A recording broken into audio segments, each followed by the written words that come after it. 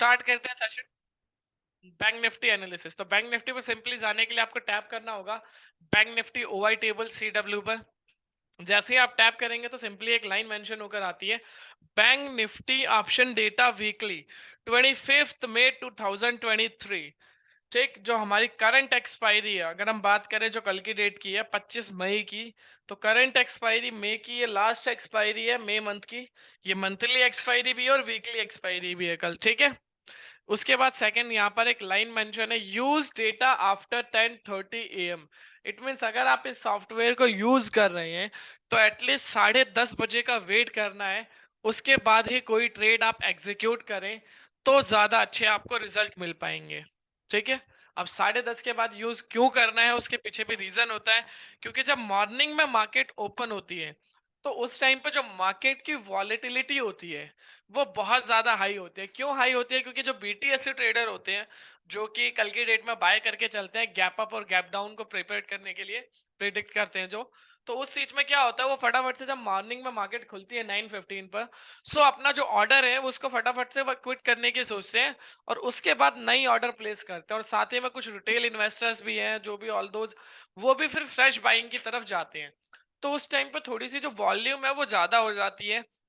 तो उस वॉल्यूम के ड्यूरेशन पर जो वॉलेटिलिटी है वो वॉलेटिलिटी भी बहुत ज्यादा बढ़ जाती है। तो उस वॉलेटिलिटी को अवॉइड करने के लिए ही हम यहाँ पर इसको यूज करते हैं कि जिससे आप उस वॉलेटिलिटी को अवॉइड कर सको और प्रॉपर फिर रिस्क मैनेजमेंट को फॉलो कर सको। ठीक है, इसीलिए बोलते हैं कि 10:30 के बाद इस सॉफ्टवेयर को यूज करना है। उसके बाद आपको ऑप्शन चेन का डेटा मिल जाता है यहाँ पर। आप ऑप्शन चेन का डेटा आपको क्या रिप्रेजेंट कर रहा है, अगर 1-to-1 हम बात करें ऑप्शन चेन की, तो सिंपली यहाँ पर आप ऑप्शन चेन देख सकते हो, कॉल ऑप्शन, पुट ऑप्शन, बीच में जो स्ट्राइक दी हुई है ये आपको हर एक जो स्ट्राइक्स हैं पर्टिकुलर हर एक स्ट्राइक का प्रीमियम रिप्रेजेंट करती है, चाहे वो लास्ट ट्रेडेड प्राइस हो। ठीक है, इट मींस ये आपको प्रीमियम बता रही है। अब कॉल साइड का ये रहा। ठीक है, जैसे कि कॉल साइड पर अगर हम बात करें 44,200 का जो कॉल ऑप्शन है उसका जो एज ऑफ नाउ प्रीमियम है 60 रुपीज है। ठीक है, अगर वहीं मैं पुट साइड की बात करूं तो वो है 313 रुपीज ऑलमोस्ट। ठीक है, क्लियर। तो इस तरीके से ऑप्शन चेन देखने को मिल जाती है, प्लस कुछ हाईलाइटेड नंबर्स आपको दिख रहे हैं ऑप्शन चेन के अंदर। अब ये हाईलाइटेड नंबर्स क्या है और ये क्या इंडिकेट करते हैं आपको, तो जैसा मैंने आपको बताया था कि आपको ओवाई चार्ट देखने की जरूरत नहीं पड़ेगी सपोर्ट और रेसिस्टेंस के लिए, वो यहीं से हम फाइंड कर लेंगे। तो वो किस तरीके से फाइंड करेंगे उसके ऊपर बात कर लेते हैं। ठीक है, तो सिंपली उसके ऊपर आपको फाइंड करने के लिए यहाँ पे सबसे पहले ये डेटा देखना है। ये जो डेटा है ये डेटा क्या कह रहा है एज ऑफ नाउ। अगर हम बात करें इस डेटा की, जो ये हाईलाइटेड नंबर है, क्योंकि 43,800 के स्ट्राइक पे ही है, 44,200 से लेके कहीं पर भी मेंशन नहीं है 43,400 तक, सिर्फ एक ही जगह मेंशन है और वो कौन से स्ट्राइक है 43,800। ये बेसिकली हमें रिप्रेजेंट ये करता है कि आज की जो मार्केट ओपन हुई वो अराउंड इस लेवल के आसपास ओपन हुई 43,800 के। तो इसे हम हमेशा से एटीएम बोलते हैं हमारी मार्केट का, एट द मनी। ठीक, अगर आप मॉर्निंग में भी देखोगे मार्केट में, अब ये हो गया हमारा एट द मनी हो गया। ठीक है, अब इसके बाद ये जो परसेंटेज देख रहे हैं ये परसेंटेज आपको क्या रिप्रेजेंट करते हैं, जो ओवाई का चेंजेस है, यानी कि ये टोटल ओवाई होता है हमारा पूरे वीक का। अब उसमें आज के दिन में जो चेंजेस आए ये वो वाई आपको रिप्रेजेंट करता है परसेंटेज वाइज, कि आज इतने चेंजेस आए हैं प्रीवियस डे के अकॉर्डिंग इतने परसेंटेज वाइज। ठीक है, क्लियर।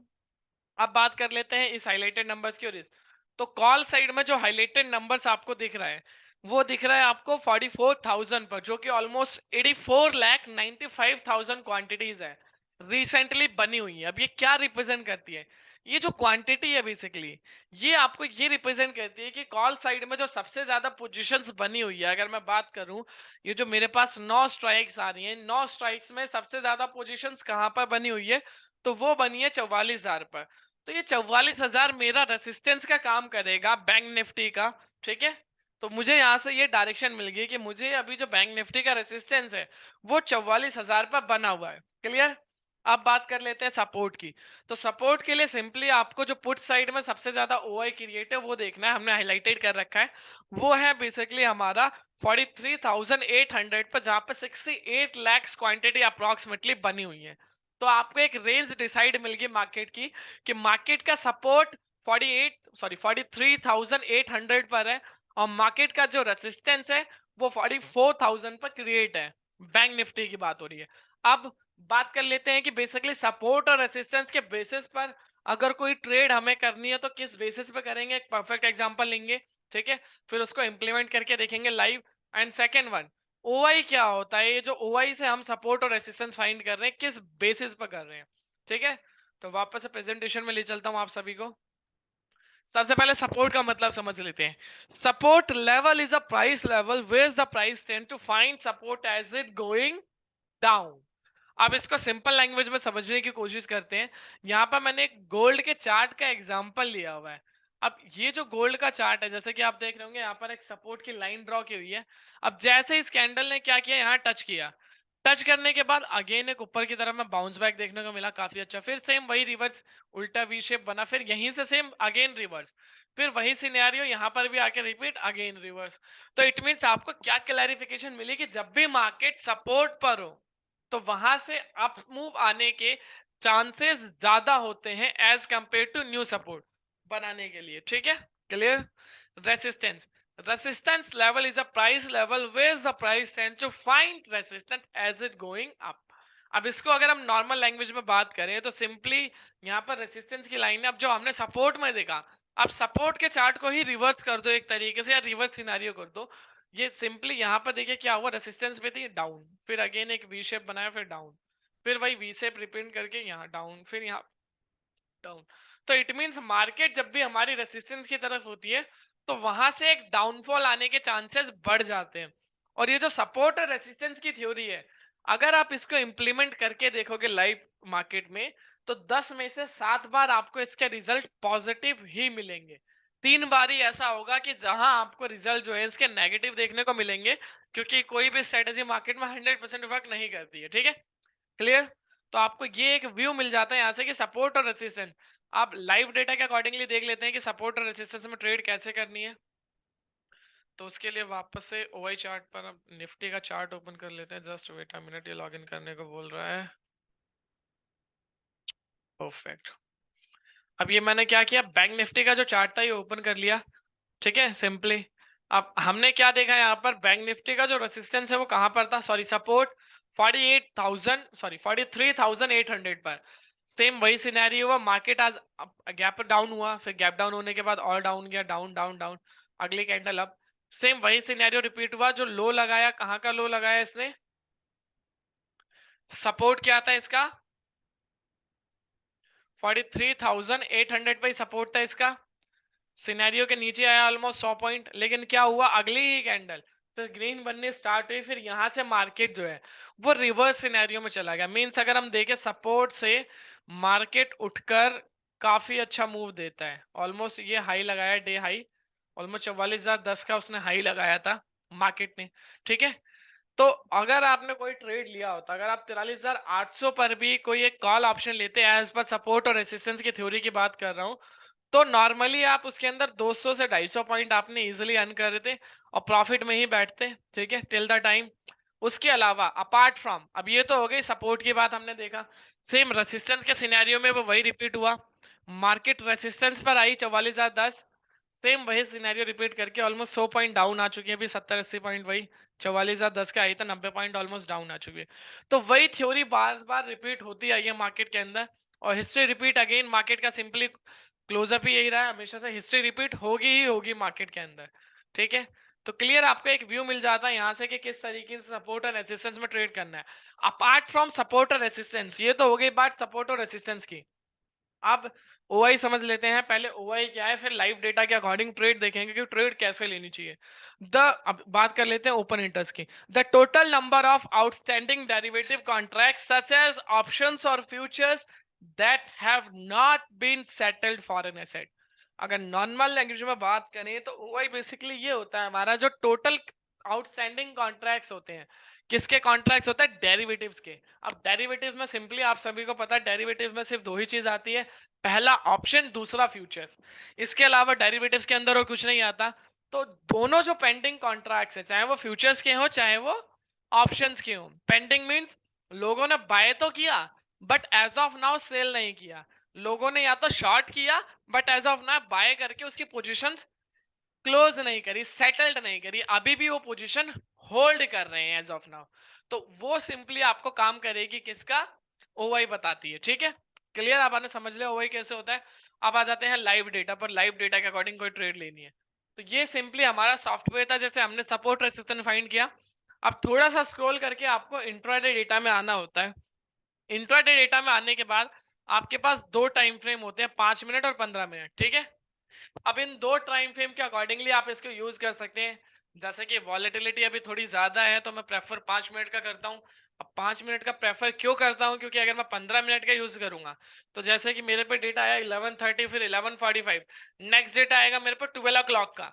बट अगर मैं इसको 5 मिनट पे क्लिक कर देता हूँ तो 11:30 के बाद मेरे पास ये 3 डेटा और मैं एक्स्ट्रा देख सकता हूँ। ठीक है, अब बात कर लेते हैं ट्रिपल कंफर्मेशन स्ट्रेटेजी। वो क्या है, कोई भी एक ट्रेड लेने से पहले जो ट्रिपल कंफर्मेशन स्ट्रेटेजी है, स्नैपशॉट ले सकते हो आप सभी की ये ट्रिपल कंफर्मेशन स्ट्रेटेजी क्या है, जैसे कि आप भूले ना। बात कर लेते हैं पहली जो कंफर्मेशन है। पहली कंफर्मेशन मिलेगी आपको चेंज इन ओपन इंटरेस्ट के टोटल जिस भी तरफ कम रहेगा उस तरफ। तो ओआई मैंने आपको बता दिया, change in OI basically same day का होता है, यानी कि प्रीवियस डे। जैसे कि कल तक 100 ओआई थे, यानी कि 100 क्वांटिटी वहां पर बनी हुई थी, और आज के दिन में क्या चेंजेस आए, आज मतलब उसमें नए कॉन्ट्रैक्ट ऐड हुए 50 या लेस हुए, तो वो बेसिकली हमारा चेंज इन ओवाई होता है। और उसका जो टोटल होता है वो जिस भी तरफ का कम होगा, कॉल साइड का या पुट साइड का, उस तरफ हमें पहली कंफर्मेशन मिलेगी। लाइव समझेंगे अभी। Second confirmation PCR. पीसीआर होता है बेसिकली पुट कॉल रेशियो। अब जो पुट कॉल रेशियो ये निकलता कैसे है, इसे हम जो पुट के कॉन्ट्रैक्ट्स होते हैं जो चेंज इन ओवाई पुट साइड का है, इसको डिवाइड करते हैं चेंज इन ओवाई कॉल साइड का, जिसके बाद हमारा पीसीआर निकल कर आता है। अब इसकी जो लॉजिकली है 1.25 से अबव है तो बाय कॉल ऑप्शन, अगर 0.80 के बिलो है तो बाय पुट ऑप्शन। ठीक है, एज द ऑप्शन बायर की बात हो रही है। Triple confirmation and final confirmation, both signal are in same direction. अब सेम डायरेक्शंस के लिए हमने यहाँ पर एग्जांपल दिए हुए सिग्नल्स हैं कौन कौन से एग्जैक्टली। तो पहला सिग्नल है ऑप्शन सिग्नल, दूसरा सिग्नल है वी वेब सिग्नल। अगर दोनों सिग्नल बाय है तो बाय होने चाहिए, अगर दोनों सिग्नल सेल है तो सेल होने चाहिए। ऐसा ना हो कि एक सिग्नल बाय है और एक सिग्नल सेल है, ऐसा हो तो वहां पर ये स्ट्रेटेजी मेट नहीं होगी। अब लाइव डेटा के अकॉर्डिंग देखते हैं और फिर एक ट्रेड प्लान करते हैं। ठीक है, 11:50। अब इसके अकॉर्डिंगली जैसे कि हम डेटा देखते हैं, पहला जो कंफर्मेशन है मैंने आपको बताया कि चेंज इन ओवाई का टोटल देखेंगे। चेंज इन ओवाई का जो टोटल है वो यहाँ से आप नॉर्मली देख सकते हो, ये टोटल यहाँ पर दिया हुआ है। ठीक है, जस्ट वेट अ मिनट। ठीक है, रिफ्रेश हो गया। अब यहाँ पर देखिए चेंज इन ओवाई का टोटल आ रहा है, कॉल साइड का, पुट साइड का।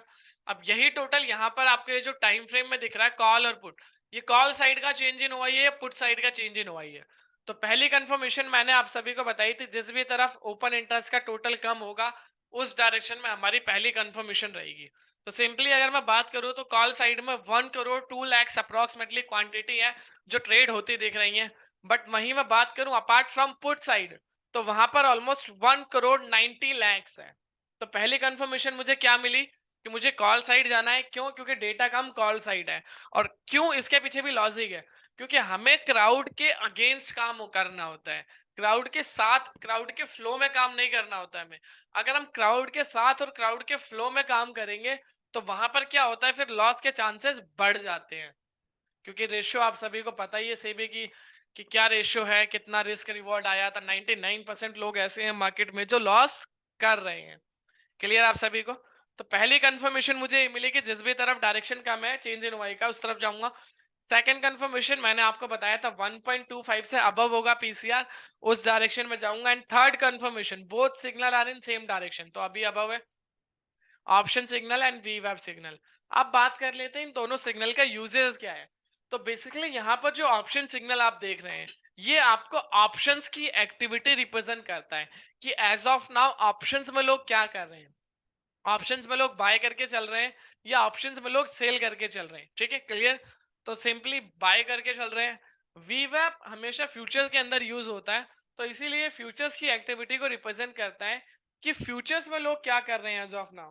फ्यूचर्स में लोग बाय कर रहे हैं या फ्यूचर्स में लोग सेल करके चल रहे हैं। ठीक है, तो ये आपको यहाँ पर फ्यूचर्स की एक्टिविटी रिप्रेजेंट करता दिखता है। क्लियर। तो दोनों सिग्नल सेम डायरेक्शन में है। इट मीन्स यहाँ पर मेरी एक ट्रिपल कंफर्मेशन जो स्ट्रेटेजी है वो मेट होती है, तो यहाँ पर मैं एक ट्रेड ले सकता हूँ। अब इस ट्रेडिंग के रिगार्डिंग मैं आपको आज का एक डेटा दिखाता हूँ। जैसे कि मैंने आप सभी को बोला था कि मैंने ट्रेड लिया था। ट्रेड मैंने कब लिया, 10:30 जैसा कि सबसे पहले हम बात करते हैं यूज डेटा आफ्टर 10:30 AM। ठीक है, 10:30 का डेटा ले लेते हैं। सिनेरियो रिपीट हो रहा है। पहली कंफर्मेशन, कॉल साइड का ओआई कम है। ठीक है, सेकंड कंफर्मेशन 1.25 से above. Third confirmation both signal are in same direction. अब यहां पर मेरी ट्रिपल कंफर्मेशन स्ट्रेटेजी मेट हुई। तो इस सिनेरियो में सबसे पहली बात, जब भी आपकी ट्रिपल कंफर्मेशन स्ट्रेटेजी मेट हुई तो अब आपको ये तो पता चल गया कि कॉल ऑप्शन बाय करना है, but apart from call option क्या आपका स्ट्राइक रहेगा और क्या आपका स्टॉप लॉस रहेगा और उसके अकॉर्डिंग क्या आप टारगेट रखेंगे, आप बात करेंगे उसकी। जो सबसे ज्यादा इंपॉर्टेंट होता है, एंट्री हमने डिसाइड कर ली कि हमें एंट्री कब बनानी है। अब उस एंट्री के अंदर क्या हमारा स्टॉप लॉस होगा, क्या टारगेट होगा, कब एग्जिट करना है, कब तक ट्रेड रखनी है, उस पे बात आएगी। तो सिंपली सबसे पहले ये जो प्राइस देख रहे हैं आप, ये बेसिकली फ्यूचर का प्राइस है। ठीक, अब अगर हम बात करें स्पॉट प्राइस से, जैसे कि अभी हम थोड़ा रीसेंट का डेटा देख लेते हैं 11:55 का। तो करंट डेटा है, ये दिखा रहा है आपको 43,926। बट अगर हम बात करें जो हमारा अभी करंट बेसिकली है, ठीक है, ऑलमोस्ट ये रहा। ठीक है, ऑलमोस्ट अभी बैंक निफ्टी ये चल रहा है, बट अगर मैं यहीं पर बैंक निफ्टी फ्यूचर्स ओपन करूंगा तो ऑलमोस्ट अभी दोनों सेम लेवल के आसपास चल रहे हैं। 927 43,000, ये भी 928। तो अभी दोनों सेम लेवल्स पे चल रहे हैं। तो ये बेसिकली आप कंफ्यूज मत होइएगा, यहाँ पर जो आपको प्राइस देखने को मिलेगा ये बेसिकली फ्यूचर्स का प्राइस होगा। और इसी फ्यूचर्स के प्राइस पे ही वीवैप का एक इंडिकेटर आता है, यहाँ से आप जाके फाइंड कर सकते हैं। यहाँ पे मैं लगा के दिखा देता हूँ, जैसे कि वीवैप वॉल्यूम वेटेड एवरेज प्राइस, ये इंडिकेटर आता है, आप इसको पुट कर सकते हैं। और इस इंडिकेटर का यूज क्या होता है, ये एक तरीके से आपको वॉलेटिलिटी रिप्रेजेंट करता है और साथ ही में उस वॉलेटिलिटी के आपको ट्रेड सजेशंस देता है। ठीक है, अब बात कर लेते हैं। तो सिंपली हमने जैसे कि बात करी थी 10:30 की, कि 10:30 का डेटा क्या कह रहे हैं। 10:30 पे मेरी तीनों कंफर्मेशन मैट हुई। तो सिंपली मैं क्या करूंगा, जो फ्यूचर्स का प्राइस है यानी कि 43,876, इसके नियर बाय वाला स्ट्राइक बाय करूंगा। बाय करने के लिए इसका सबसे नियर बाय कौन सा स्ट्राइक है, 43,800 है या 43,900 है। तो 900 सबसे नियर बाय है, तो 900 का एक कॉल ऑप्शन में यहाँ पर बाय करूंगा। बट उसके साथ साथ मैं रिस्क और रिवॉर्ड देखूंगा। तो उसके लिए मैंने आपको बताया था कि प्राइस और वीवैप आपको वॉलेटिलिटी रिप्रेजेंट करते हैं। अब प्राइस और वीवैप में गैप जितना ज्यादा कम होगा, आपकी जो एंट्री है उतनी ज्यादा रिस्क फ्री रहेगी। अब बात कर लेते हैं गैप की, कि कितना कितना गैप बियर करना चाहिए। ठीक है, सबसे पहले आपने बात करी कि तीनों जब कंफर्मेशन मैट हुई, इसके नियर बाय वाला स्ट्राइक उठाए 43,876 के, सबसे नियर बाय स्ट्राइक है 43,900। क्लियर। अब उसके बाद अपार्ट फ्रॉम मार्केट, अब यहाँ पर हमने गैप देखा, दोनों के बीच में गैप कितना है। गैप आपको एक तरीके से फ्रेश एंट्री के लिए भी रिप्रेजेंट करता है। जितना गैप कम होगा प्राइस और वीवैप में, आपकी एंट्री उतनी ज्यादा अच्छी और उतनी ज्यादा रिस्क फ्री रहेगी। जितना ज्यादा गैप होगा उतनी ज्यादा आपकी जो एंट्री है वो रिस्की होती जाएगी। ठीक है, बात कर लेते हैं हम। अब गैप देखें तो गैप कितना है, ऑलमोस्ट 34 पॉइंट का गैप है। फ्रेश एंट्री के लिए कितना गैप बियर कर सकते हैं, तो आप नोट डाउन कर सकते हैं या रिमेंबर कर सकते हैं। 30 40 50, लास्ट 50 पॉइंट का गैप एक फ्रेश एंट्री के लिए, जहां पर आपका जो रिस्क है वो बहुत ज्यादा कम हो जाता है, इनफ रहेगा। और लास्ट टू लास्ट 120 पॉइंट, अगर बैंक निफ्टी में जो प्राइस और वीवैप है इसमें 120 पॉइंट से ज्यादा का गैप आपको दिखता है, तो उस टाइम पर आप अपनी ट्रेड अवॉइड कर दें। अवॉइड क्यों कर दें, क्योंकि उस टाइम पर वॉलेटिलिटी बहुत ज्यादा होगी। अगर उस टाइम पर आप ट्रेड करना भी चाहते हैं तो फिर उसी के अकॉर्डिंग आपको स्टॉप लॉस और टारगेट रखना पड़ेगा। जैसे कि मैंने यहाँ देखा कि 34 पॉइंट का गैप है। अब मैंने इसमें क्या किया, फ्रेश एंट्री के लिए 50 पॉइंट मैंने बोला था लास्ट, तो मैं इसमें 20 पॉइंट 30 पॉइंट और लेस करूंगा। लेस क्यों करूंगा, क्योंकि मैं कॉल ऑप्शन बाय करने जा रहा हूँ और वीवैप भी नीचे है, तो मेरा स्टॉप लॉस हमेशा नीचे का रहेगा। तो अगर मैं मान के चलिए इसमें 30 पॉइंट और लेस करता हूँ तो ये हो जाएगा 43,812। ठीक है, यही हो गया 43,812। टोटल मैंने कितने पॉइंट नीचे ले लिए, 34 पॉइंट का ऑलरेडी गैप था, 30 पॉइंट मैंने और ले लिए, 64 पॉइंट। अब 64 पॉइंट का मैंने क्या किया, यहाँ पर 64 पॉइंट का मैंने एसएल लिया। अब ये जो 64 पॉइंट है एक चीज क्लियर करना चाहूंगा, ये इंडेक्स के 64 पॉइंट्स हैं, वो भी फ्यूचर के इंडेक्स के, ना कि पर्टिकुलर आपके जो स्ट्राइक्स के जो आप बाय कर रहे हैं। सेम उसी के अकॉर्डिंग फिर मैं अपना टारगेट रखूंगा। यहाँ पर मुझे एक क्लियरेंस ये मिला कि भैया मैंने 64 पॉइंट का अपना एसएल रखा, तो 1:2 का मैं टारगेट रख सकता हूँ, 1:1 का भी रख सकता हूँ, 1:1.5 का भी रख सकता हूँ, एज पर माई रिस्क और रिवॉर्ड। क्लियर। 43,900 का कॉल ऑप्शन लिया, ठीक है। क्या प्राइस था, ठीक है, स्टॉप लॉस क्या लगाया मैंने, 43,812, ऑलमोस्ट 64 पॉइंट नीचे। क्लियर। अब ये तो हो गई बात कि मैंने कॉल ऑप्शन ले लिया, उसके अकॉर्डिंग मैंने टारगेट ले लिया। अब इसका एक परफेक्ट एग्जांपल देखते हैं, जैसे कि पहले लाइव देख लेते हैं, ठीक है। 10:33, 10:30 का है। 10:30 पे मैंने यहाँ पर एक, आज ही का डेट है 24 मई, यहाँ पर एक ट्रेड डाला था, ठीक है। अब इसको एक बार रिफ्रेश करके देखते हैं, क्योंकि अभी तो कम हो गया होगा ऑलरेडी, ठीक है। 2000 से देखिए इतना आ गया, 10:33 पे लिया था। बट अब इसके रिजल्ट्स को देखते हैं। जब हमने लिया, पहला आप सभी को दिख रहा होगा 11 बजे का, आज ही का डेटा है, ठीक है। लास्ट ये था, बट मैंने क्या किया, मैंने इसको यहाँ पर बुक किया। सिंपली सबसे पहले ये प्राइस था 1200 का प्रॉफिट, ठीक है। 10:33 पे ट्रेड लिया, 10:48, यानी कि 15 मिनट्स के अंदर मुझे ये रिटर्न्स देखने को मिले। देन अगेन मूव करके मेरी जो बाइंग अपॉर्चुनिटी थी 157 पॉइंट पे लिया, 182 हो गया। फिर अगेन नेक्स्ट क्या हुआ, यहाँ से नेक्स्ट मूव होके ये 198 तक गया, तब मेरा 2000 का प्रॉफिट। और ये 2 लॉट लिए, मिनिमम लॉट से मैं ट्रेड करता हूँ।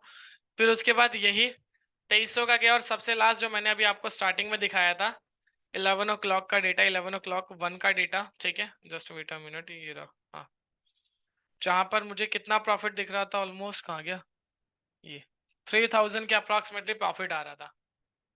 तो इस तरीके से आप देख सकते हो इस सॉफ्टवेयर को कि किस तरीके से आपको इसको यूज करना है, और यूज करके फिर आप उस पर लाइव ट्रेड करके एग्जैक्टली उसके मतलब समझ सकते हैं कि किस तरीके से आपको ट्रेड लेनी चाहिए, ठीक है। Just wait a minute, screen चली गई है, हम वापस से आते हैं।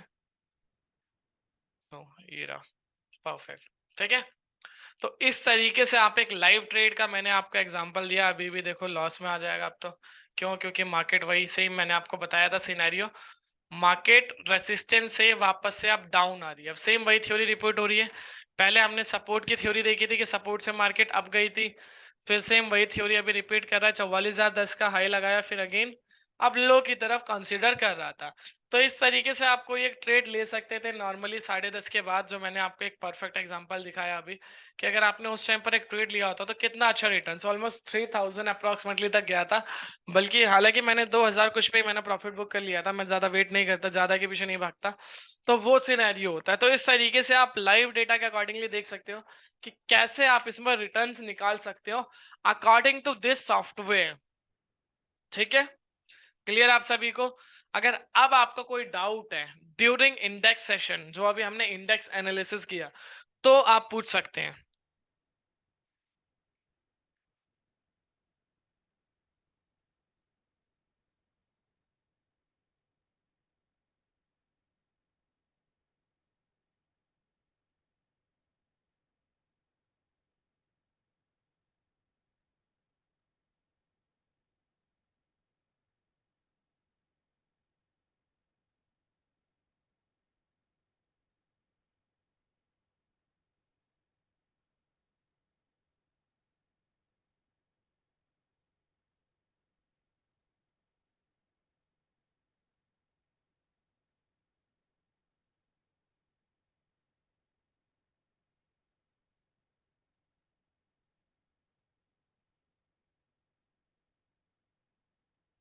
Give me one live trade example. Perfect. चलिए देखते हैं अगर कोई लाइव ट्रेड अभी बन रही है, इसी को देख लेते हैं। चलो यहाँ पे इसको एग्जिट करते हैं, ठीक है। सो बेसिकली सिनेरियो वही रिपीट हो रहा है, अगेन डाउन एंड डाउन। तो शांता जी, आपका जो कंसर्न था उसके अकॉर्डिंगली आप देख सकते हैं। सर वीवैप और प्राइस में डिफरेंस ज्यादा होता है तो अच्छा है कि कम हो तो अच्छा है? देखिए श्याम जी, जितना गैप कम होगा प्राइस और वीवैप में, उतनी ज्यादा एंट्री आपकी अच्छी रहती है। अब गैप अगर ज्यादा होता है तो वॉलेटिलिटी बढ़ जाती है, और सीधी सी बात है जब वॉलेटिलिटी बढ़ती है मार्केट की, तो वहां पर जो रिस्क और रिवॉर्ड है वो भी बढ़ जाता है। ठीक है, तो इसीलिए गैप जितना कम हो उतना अच्छा होता है मार्केट के लिए और हमारे लिए कोई ट्रेड लेने के लिए। ठीक है, और गैप मैंने आपको बताया लास्ट टू लास्ट आप 120 पॉइंट का गैप बियर करेंगे। ठीक है, और प्रशांता जी आपका जो कंसर्न था लाइव ट्रेड, तो अभी ऐसे कोई सिनेरियो बन नहीं रहा है, बट मैंने आपको अभी बताया था जब हम स्टार्ट किया था सेशन, ऑलमोस्ट यहाँ पर थे हम 11:45 के, तब भी वहां से भी डाउन आ गया मार्केट। जो पहले सपोर्ट की थ्योरी वर्क करी, अब रेसिस्टेंस की थ्योरी वर्क कर रही थी, तो वो आप इस तरीके से देख सकते हैं। और बैक टेस्टेड डेटा मैंने आपको दिखा दिया और आज ही का डेटा दिखाया है, आज ही की ट्रेड का डेटा दिखाया। ठीक है सर, एक्सपायरी के दिन पहले, एक दिन पहले पुट ऑप्शन होल्ड करना चाहिए। अभिषेक जी, एक कंसर्न रहता है हमारा, अगर आप कभी भी ट्रेड कर रहे हैं एज पर द सॉफ्टवेयर, हम आपको देखिए हमेशा इंट्राडे डेटा देते हैं, तो इंट्राडे में ही हम आपको ये सजेशंस देते हैं कि आप जो ट्रेड ले इंट्राडे में ही प्रॉफिट या लॉस बुक करके उसको क्विट करें। ओवरनाइट कभी भी पोजीशन कैरी ना करें, स्पेशली कभी भी ना करें अगर आप एक लॉन्ग टर्म व्यू रखते हैं मार्केट के अंदर, क्योंकि गैप अप गैप डाउन आपके प्रीमियम को लेस कर देता है, प्लस कल तो एक्सपायरी है, थीटा ऑलरेडी डिके हो जाता है, तो उस टाइम पे प्रीमियम बहुत ज्यादा कम हो जाता है। तो इसीलिए सिंपली ज्यादातर कंसर्न आपका यही रहना चाहिए कि जितना भी हो सके कोशिश ये रखनी है हमेशा कि पोजीशन जो है ओवरनाइट कैरी करनी ही नहीं है, क्योंकि अगर आप पोजीशन ओवरनाइट कैरी कर लेते हैं तो वहां पर फिर ये रहता है कि अभी आप एसजीएक्स देख रहे हो, भैया एसजीएक्स कितना चल रहा है, और सिनेरियोज देख रहे हैं कि क्या चल रहा है क्या नहीं चल रहा है। सर इक्विटी में आज कौन सा शेयर बाय करना चाहिए? बिल्कुल अजय जी, तो अगर आप बात कर लेते हैं, ठीक है, जो हमारा लास्ट एंड फाइनल टॉपिक है आज के दिन का, ठीक है, जैसे कि मैंने आपको बता दिया इंडेक्स एनालिसिस, साथ ही में पीसीआर के बारे में बताया, मैंने आपको वीवैप के कॉन्सेप्ट क्लियर करें, ऑप्शन सिग्नल के बारे में बताया। अब आ जाते हैं स्टॉक एनालिसिस में। तो स्टॉक एनालिसिस के लिए आपके पास दो ऑप्शंस हैं। सबसे पहला, आप डैशबोर्ड पर आ सकते हैं। डैशबोर्ड पर आने के बाद आप यहाँ पर देख सकते हो सेक्टर स्ट्रेंथ रैंकिंग वाइज, तो यहाँ पर पैसिफिक सेक्टर आज हमें मिल नहीं रहा है, चाहे अपसाइड का हो चाहे डाउन साइड का हो प्रॉपर। ठीक है, क्लियर। तो सिंपली हम क्या करेंगे, मस्ट वॉच पे टैप करेंगे। मस्ट वॉच पे टैप करने के बाद मेरे पास तीन ऑप्शंस आते हैं। सबसे पहला आता है अगर मुझे पोजिशनल के लिए स्टॉक चाहिए सबसे नीचे में, तो वो मैं चूज करूंगा। अगर मुझे इंट्राडे के लिए चाहिए तो मुझे किस में ट्रेड करनी है, निफ्टी 50 के स्टॉक्स में करनी है, जितने भी एफएनओ के स्टॉक्स है उसमें करनी है। फॉर एन एग्जांपल हमें निफ्टी 50 के स्टॉक्स में करनी है। क्यों? क्योंकि यहाँ पर वॉल्यूम अच्छी देखने को मिलती है आपको। तो मैंने निफ्टी 50 पे ओपन किया। अब ओपन करने के बाद जो स्ट्रॉन्ग टॉप 5 है वो मेरे पास आ गए, वीक टॉप 5 यहाँ पर आ गए।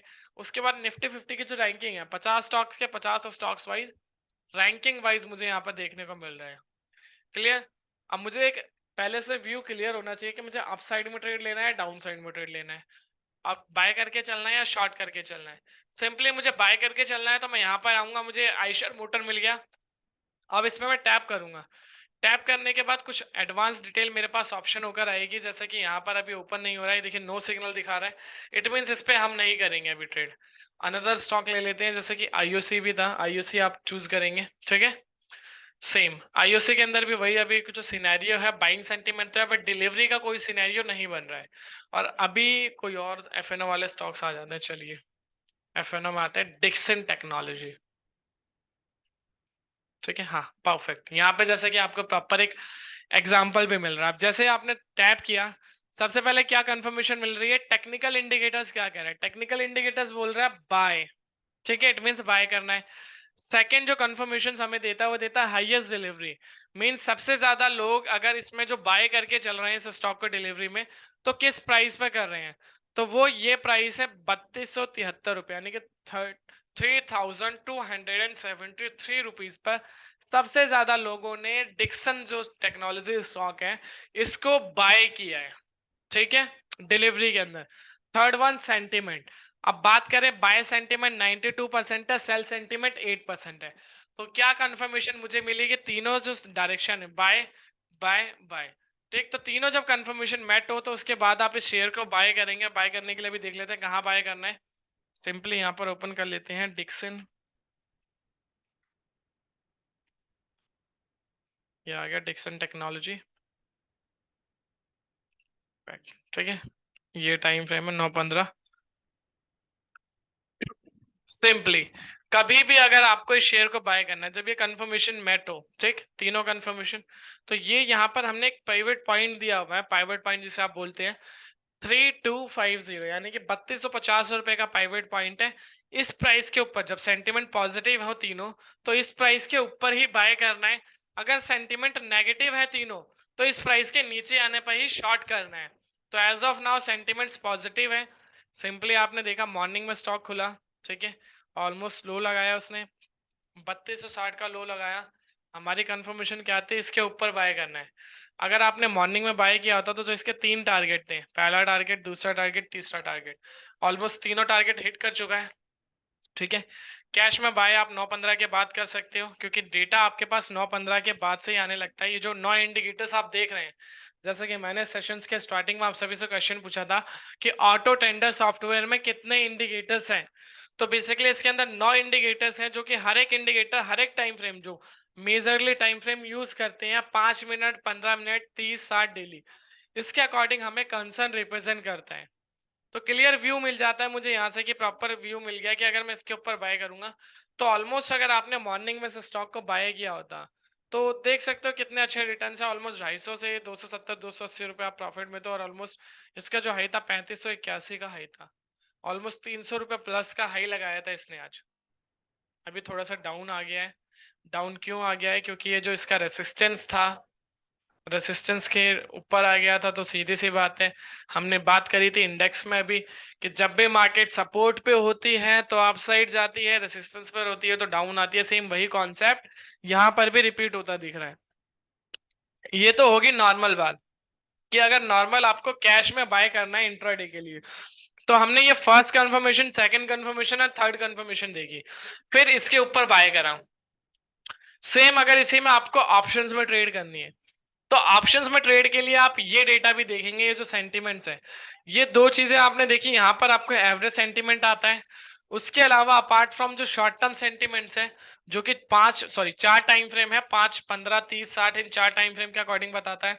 लास्ट डेली सेंटिमेंट, तीनों सेंटिमेंट सेम डायरेक्शन में होने चाहिए और 70% से अबव होने चाहिए, तब आपकी एक और कंफर्मेशन मैट होगी। तो फर्स्ट, सेकंड, थर्ड और फोर्थ कंफर्मेशन मैट होने के बाद नीचे आएंगे इंट्राडे डेटा में।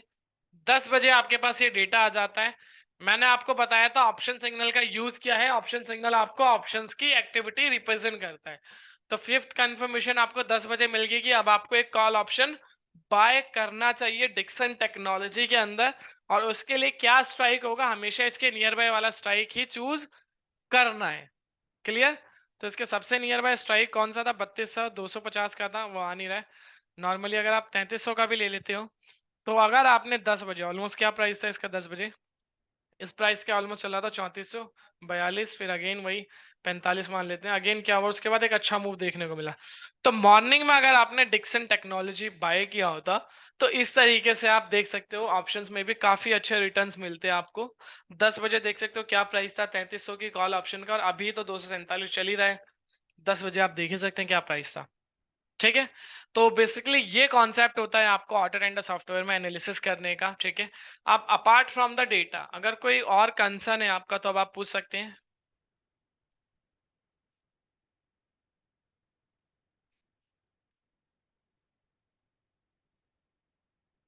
अजय जी, इक्विटी के लिए आप 10 बजे नहीं, 9:15 पे यूज करेंगे। स्टॉक ऑप्शन के लिए 10 बजे, और इंडेक्स ऑप्शन के लिए ज्यादा एक्यूरेसी चाहिए तो 10:30 के बाद, ठीक है। 3 टाइम मैंने बता दिए, 3 जगह के, ठीक है। नॉर्मल स्टॉक्स में कैश बाइंग के लिए 9:15 के बाद डेटा आ जाता है आपके पास, क्योंकि टाइम फ्रेम के अकॉर्डिंग डेटा आता है। जो इंडिकेटर्स हैं वो आपको कंसर्न रिप्रेजेंट करने लगते हैं। उसके बाद नेक्स्ट जो मैंने आपको बताया स्टॉक ऑप्शन 10 बजे के बाद, थर्ड वन इंडेक्स ऑप्शन 10:30 के बाद। अब अपार्ट फ्रॉम द डेटा अगर आपका कोई डाउट है ड्यूरिंग द सेशन, कुछ भी क्लियर करना है, तो अब आप पूछ सकते हैं। Q&A सेशन में स्टार्ट कर रहा हूँ यार। हाँ, सेम है अजय जी।